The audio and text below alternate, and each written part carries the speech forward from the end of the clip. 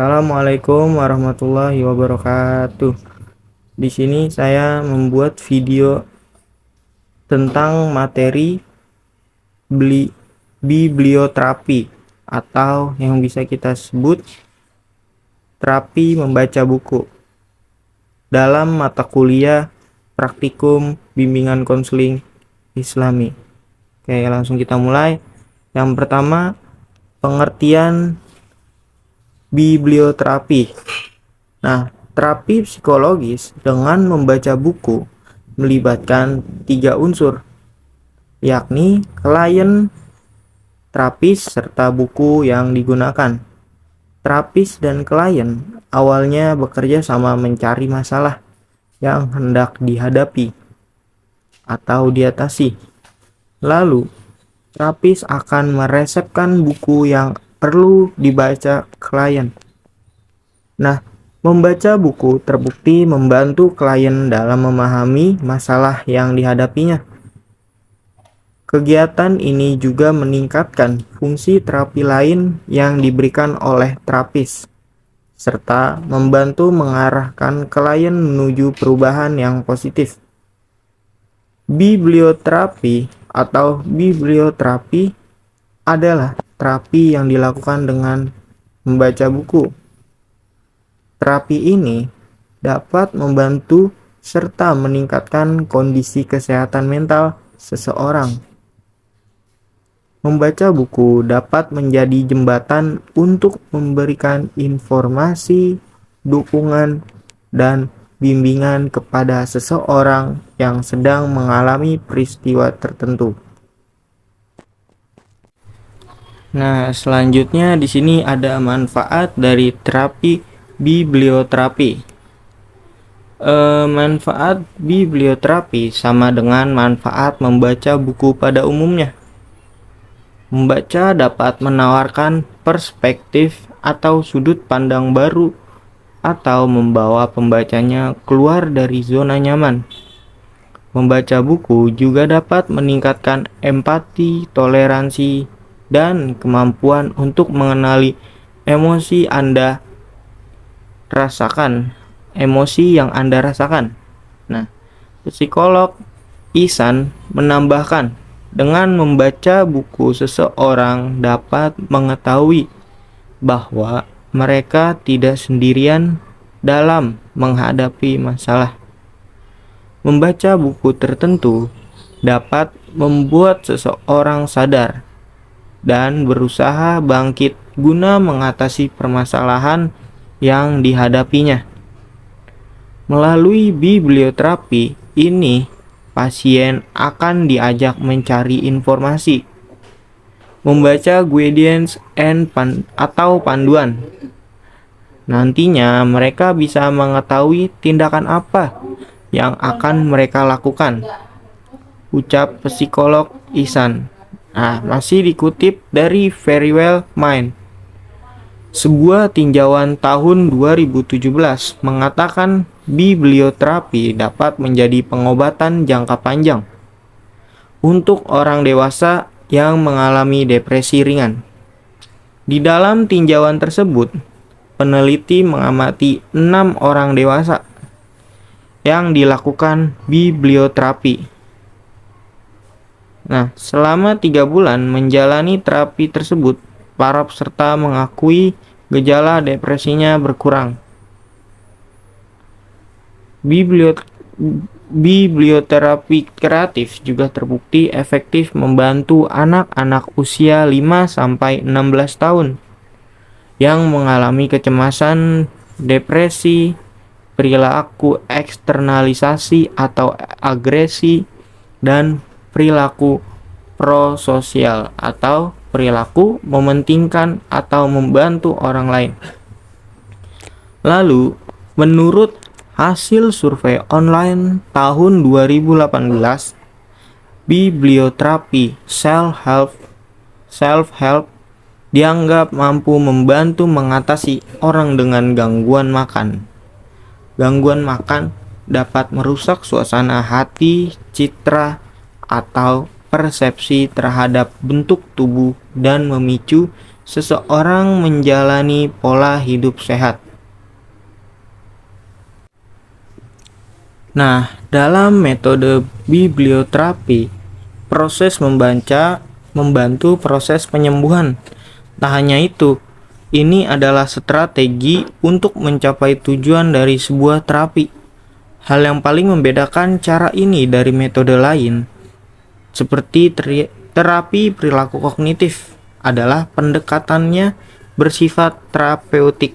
Artinya ini adalah tambahan dari seluruh proses penanganan klien. Oleh sebab itu, wajar jika biblioterapi bisa digunakan oleh orang dari berbagai lapisan usia, mulai dari anak-anak, remaja, hingga orang berusia lanjut.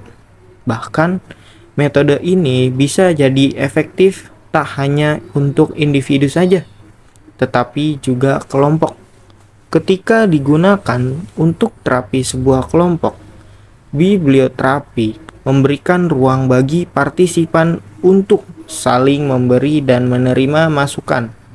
Tema diskusi adalah interpretasi dari literatur serta bagaimana bacaan itu berkaitan dengan masalah yang dihadapi.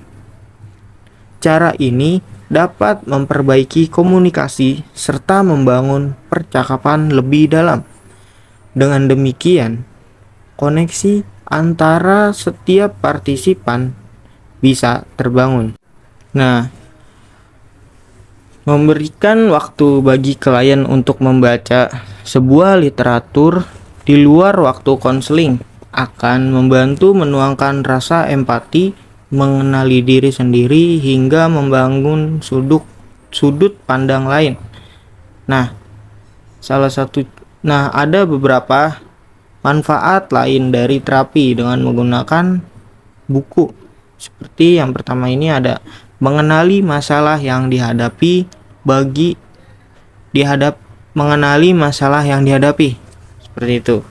Nah, bagi mereka yang tengah kalut, terkadang tidak mudah mengenali apa yang sedang dirasakan.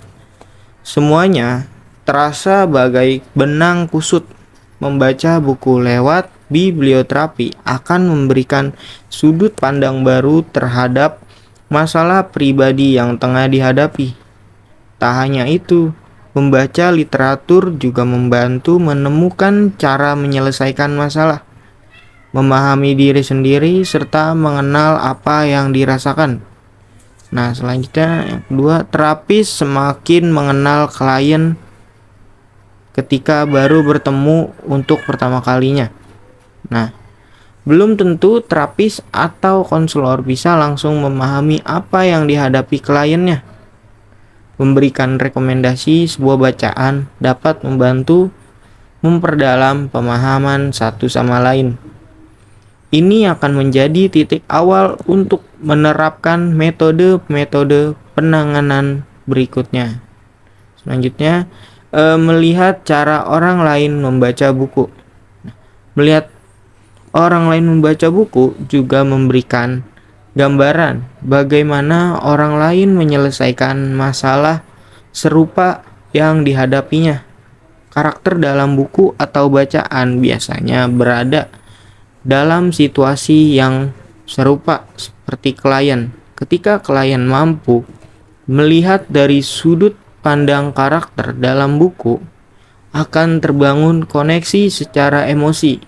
Barulah kemudian bisa diketahui bagaimana cara orang lain menyelesaikan sebuah masalah. Tak hanya itu, ini akan memberikan perasaan bahwa bukan hanya dia sendiri yang menghadapi kesulitan. Ya, kurang lebihnya mohon maaf. Assalamualaikum warahmatullahi wabarakatuh.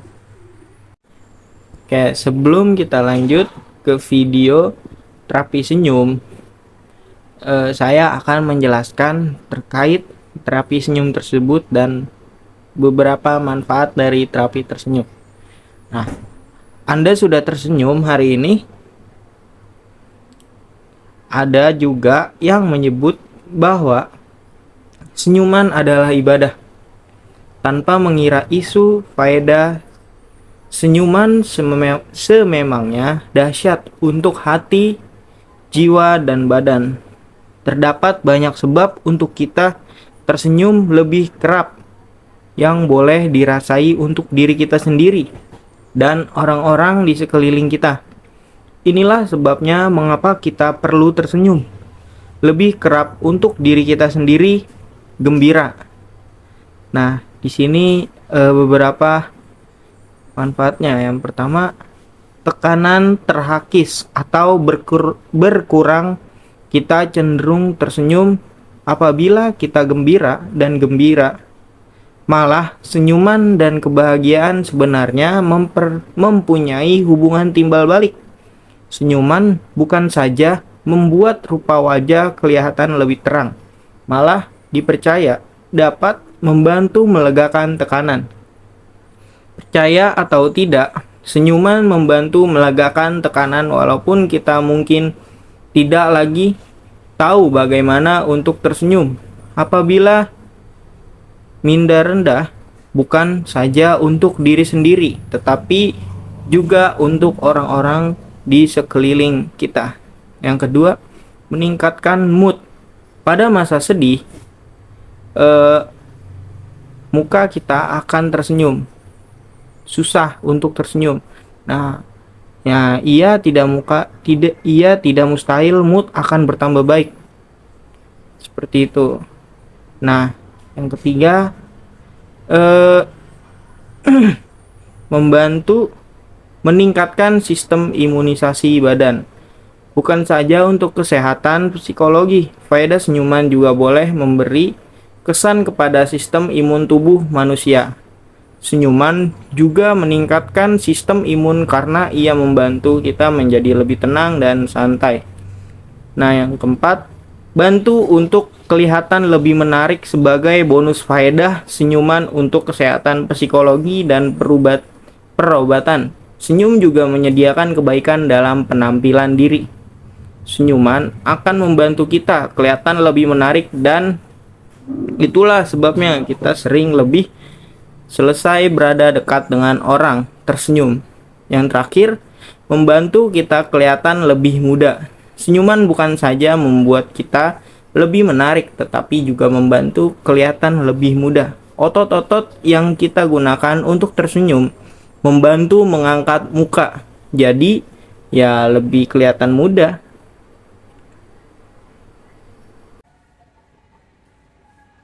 Assalamualaikum Kak. Waalaikumsalam. Silakan. Makasih. Gimana tadi di perjalanan? Baik sih Kak, tadi lancar. Cuman agak macet aja sih. Oke, jadi perjalanan ya. Ya, Tadi kamu kesini sama teman kamu atau bagaimana? iya Kak, sama temen berdua. Oke, teman-teman kamu ya. Sebelumnya kakak ingin bertanya, kedatangan kamu ke sini ada apa sih? Saya punya masalah ini Kak, Masalah apa? masalah punya kecemasan tanpa sebab. Jadi kamu mempunyai kecemasan tanpa sebab. Ya. Oke, baik. Kecemasan tanpa sebab. Mungkin masalah kamu ini bisa kita selesaikan menggunakan terapi senyum. Jadi dari yang kakak lihat, kamu ini sangat kurang yang namanya mengekspresikan senyum. Sebelumnya apakah kamu bersedia untuk kita melakukan terapi senyum ini? Iya Kak, sih. Iya ya. Tapi karena yang dijelaskan ya terkait terapi senyum ini.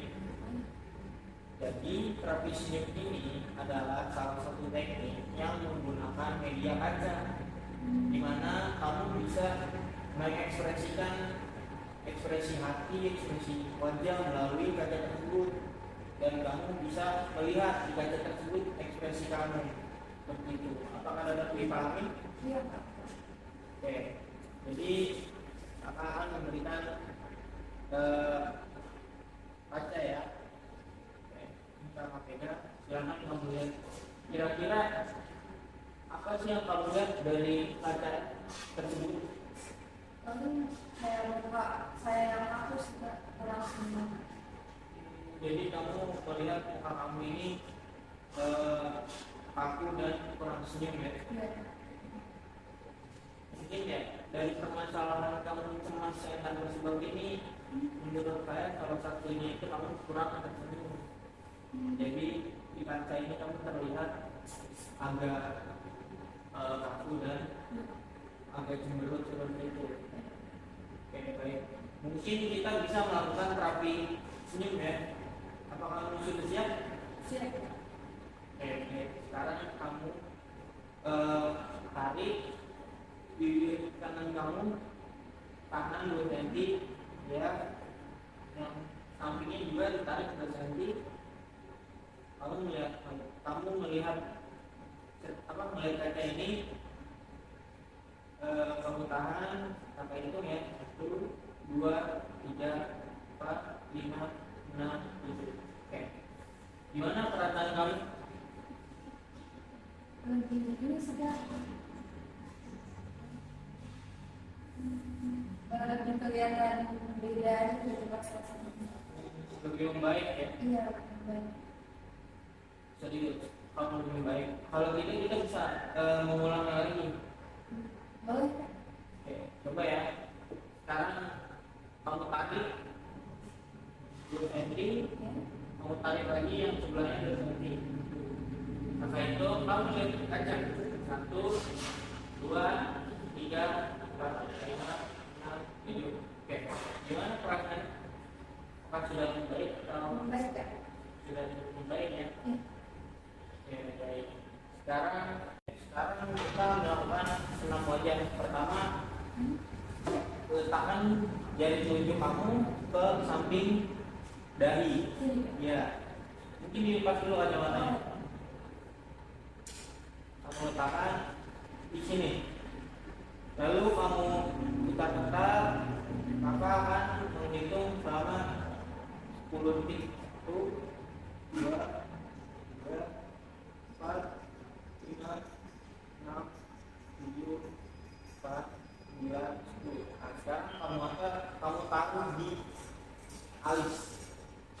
Ya, itu 2, 10 lagi ya. 4, 5, 6, 7, 8, 9, 10. Gerakan yang terakhir ini kamu membuka mata lebar-lebar, lalu ya buka mata lebar-lebar, lalu angkat alis kamu setinggi mungkin. Kamu bisa melihat kacanya. Kakak itu ya 1, 2, 3, 4, 5, 6, 7, 8, 9, 10. Oke, sekarang boleh kamu tarik nafas kamu, lalu buang. Nah, sekarang bagaimana perasaan kamu? Apakah coba kamu bisa jelaskan? Lega, enak. Sudah lega dan enak. Apakah terapi senyum dan senam wajah yang kita lakukan sangat membantu, Pak? Membantu, Pak. Jadi ya itu membuat belajar saya nggak perlu. Saya bisa berlatih senyum lagi mungkin ke depannya. Oke. Tapi terkait kecemasan kamu, apakah sudah terkaitan dengan terapi tersebut? Sudah. Sudah. Tidak. Oke, baik. Kalau begitu, saya mengucapkan terima kasih karena kamu sudah mau mempercayai saya sebagai konselor saya, dan kamu sudah mau menyempatkan waktu untuk saya. Ya, Kak, saya juga berterima kasih karena sudah membantu permasalahan saya. Jadi habis ini masalah saya hilang gitu. Masalah mungkin nanti bisa menerapkan ini ya. Ya, nanti bisa kamu terapkan jika kamu mengalami kecemasan secara tiba-tiba tanpa sebab. Karena kecemasan yang saya lihat ini, kamu salah satunya itu kurang ekspresinya itu tersenyum. Dan kamu itu tadi kan saya sudah lakukan terapi senyum, dan kita beri juga senam aja agar lebih rileks dan lebih tenang seperti itu. Mungkin nanti kalau kamu mempunyai masalah dan kamu bisa menemui kakak, kamu bisa chat kakak aja ya. Iya, Kak. Terima kasih. Terima kasih ya, Kak. Iya. Saya bersama